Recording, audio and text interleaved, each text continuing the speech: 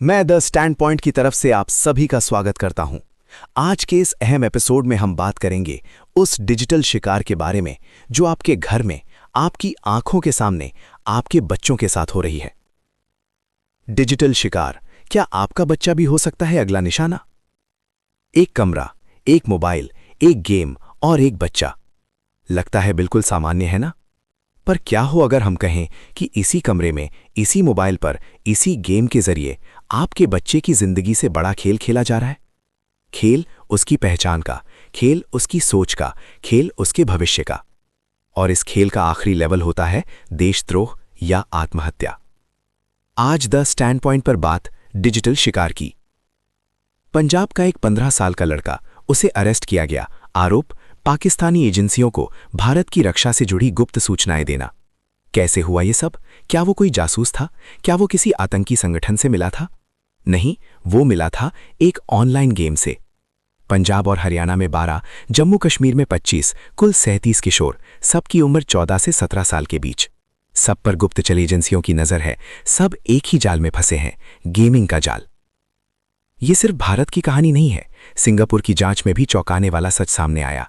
Roblox, गोरबॉक्स जैसे gaming platform, ये अब सिर्फ गेम नहीं है, ये बन गए हैं भर्ती के अड्डे आतंकी संगठनों के लिए। खेल के मजाक में लिपटी हुई नफरत, गेमिंग चैट में छिपा हुआ जिहाद। बच्चे समझ ही नहीं पाते। उनके दिमाग में धीरे धीरे जहर घोला जाता है और फिर एक दिन वही बच्चा वही हथियार उठा लेता है, सिर्फ इसलिए क्योंकि किसी ने गेम में उसे हीरो बनने का सपना दिखाया था।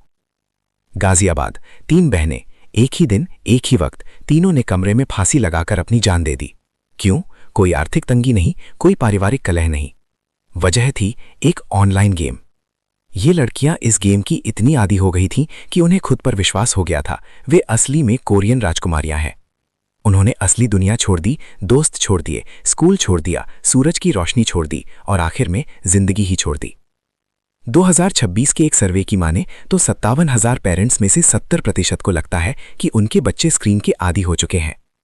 और सबसे डराने वाला आंकड़ा यह है कि 14 से 18 साल के 90% बच्चों के पास स्मार्टफोन है, लेकिन इनमें से 80% बच्चे इस फोन का इस्तेमाल सिर्फ मनोरंजन के लिए करते हैं, गेम खेलने के लिए, रील देखने के लिए। डिजिटल इंडिया का सपना कहीं डिजिटल कब्रिस्तान तो नहीं बन रहा? सरकार में आंखें खोल दी हैं। 2025 में आया ऑनलाइन गेमिंग एक्ट, 7,800 से ज्यादा अवैध सट्टेबाजी की वेबसाइट बंद। ऑस्ट्रेलिया की तरह उम्र की सीमा तय करने की तैयारी। त्रिपुरा पुलिस ने शुरू किया साइबर योद्धा अभियान, बच्चों और टीचर्स को साइबर सेफ्टी की ट्रेनिंग। लेकिन क्या सिर्फ सरकार के भरोसे सब कुछ छोड़ देना सही होगा? नहीं, क्योंकि जो खतरा आपके बच्चे के कमरे में है वहां सरकार नहीं, सिर्फ आप पहुंच सकते हैं। प्रधानमंत्री नरेंद्र मोदी ने परीक्षा पे चर्चा में एक बात कही थी, टेक्नोलॉजी हमारा टूल है, मालिक नहीं। लेकिन क्या हमने इस टूल को अपना मालिक बनने दिया है? आप सोच रहे होंगे इतना सब हो रहा है तो हम क्या करें? तो सुनिए, 5 बातें, 5 जरूरी कदम। पहला, बच्चे को मोबाइल देने से पहले उसे मोबाइल चलाना सिखाइए, जैसे सड़क पार करना सिखाते हैं। दूसरा, उसके ऑनलाइन दोस्तों को जानिए, जैसे असली दोस्तों को जानते हैं। तीसरा, उसका स्क्रीन टाइम तय कीजिए और खुद भी उसका पालन कीजिए। चौथा, उसके कमरे में मोबाइल लेकर बंद ना होने दें, जितना खुला कमरा उतनी सुरक्षित दुनिया। पांचवा, उसे बताइए कि कोई भी अजनबी, चाहे वो गेम में हीरो क्यों ना लगे, असल जिंदगी में खतरनाक हो सकता है।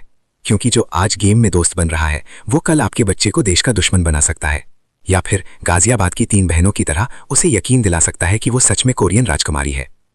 तो अगली बार जब आपका बच्चा गेम खेल रहा हो तो जरा गौर से देखिए, सिर्फ स्क्रीन पर नहीं, उसके चेहरे के हाव भाव देखिए। क्या वो हंस रहा है या कुछ छुपा रहा है?